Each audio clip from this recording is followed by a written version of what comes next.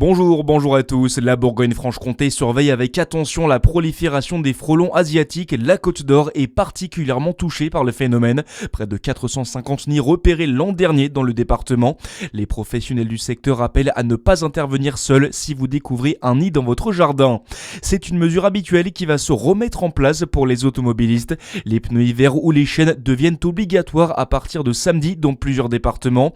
Ce sera notamment le cas dans le Jura. Les conducteurs circulant à Poligny devront s'équiper de chaînes selon les conditions météo. Les équipements hivernaux seront obligatoires pour les habitants de Champagnole. Une amende de 135 € est possible pour les contrevenants. La mesure est applicable jusqu'au 31 mars. Un drone repéré en train de survoler la prison de Varennes-le-Grand en Saône-et-Loire. Ça s'est passé mardi en fin de journée. Une alerte a été lancée. Le propriétaire de l'appareil n'a pas été retrouvé.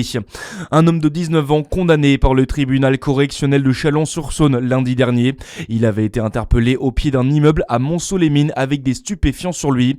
Plusieurs centaines d'euros et de la drogue ont été retrouvés sur lui. Il écope de 8 mois de prison ferme.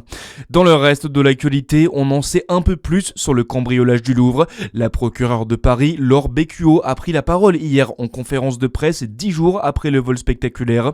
Elle a annoncé que les 2 suspects interpellés samedi ont été présentés à 2 juges d'instruction.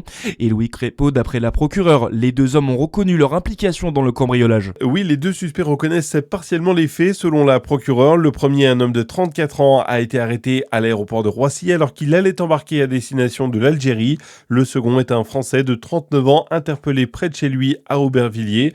Des traces ADN des 2 hommes ont été retrouvées sur des vitrines et un scooter après le cambriolage. 2 personnes sont toujours recherchées et la procureure de Paris précise que rien ne permet d'affirmer que cette équipe a bénéficié d'une complicité au sein du musée. Enfin, concernant les bijoux, ils sont toujours dans la nature, des bijoux invendables désormais d'après Laure Beccuot. Leur recherche continue. Après les gardes à vue de 96 heures, les 2 suspects ont été mis en examen et placés en détention provisoire hier soir. Ils sont poursuivis pour vol en bande organisée et association de malfaiteurs.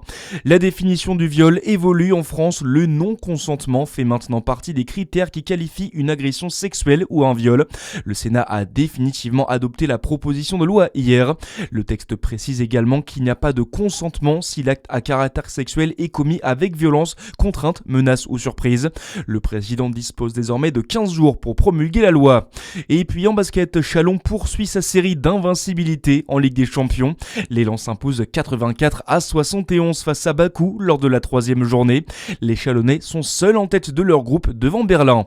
Voilà pour l'essentiel de l'actualité, c'est la fin de cette édition. À suivre votre météo sur Fréquence Plus. Très bon réveil à tous.